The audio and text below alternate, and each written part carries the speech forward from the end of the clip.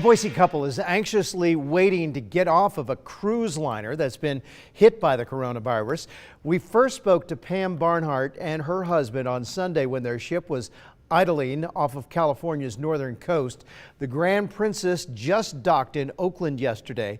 Our Gretchen Parsons caught up with the pair via video chat to see how they're doing. And Gretchen, how are they doing? Well, Mark, the Barnharts have been stuck in their cabin for the past several days, and if you've ever been on a cruise, then you know how tiny those rooms are. So imagine being cooped up in there since Thursday. The Barnharts, who are from Boise, say they're actually lucky because their small room at least has a balcony. Pam Barnhart and her husband set off on a Hawaiian cruise February 21st. Their vacation took a sour turn last Thursday after the crew learned a man who'd been on the ship during the previous cruise died from coronavirus. Pam says they've been ordered to stay inside their cabins ever since. The captain gets on like 4 times a day and gives us updates.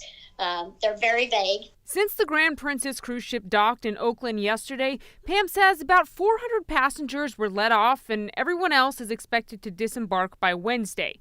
In the meantime, Pam says she's run out of her medication. Originally, they were only taking people that had life-threatening medicines that they needed.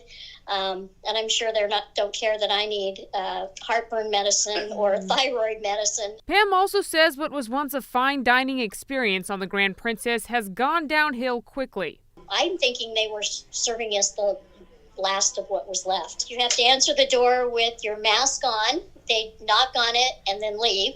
And you pick it up and bring it in. And then when you were done, you put it outside and they come and get it. Luckily, Pam or her husband don't feel sick, but she says emergency crews are standing by for passengers that do.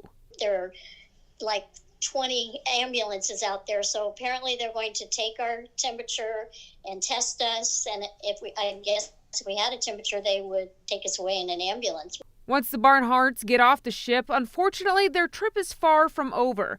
Pam says they'll be sent to either Georgia or Texas, where they'll be quarantined for 14 days. Well, thank God we are both retired. Our children are grown, so we don't really have any problems with it. But I can only imagine the people that do have jobs to get home to and children. It's just got to be crazy for them.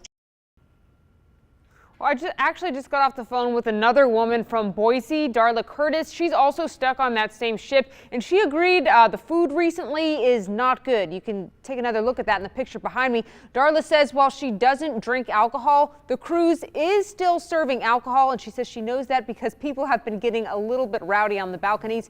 And Mark, you know, I can't really blame them. You know, it's so eerie, though, to see those helicopter shots of that cruise ship with no one on the decks. Yeah, definitely eerie. Just crazy. All right, Gretchen, thanks.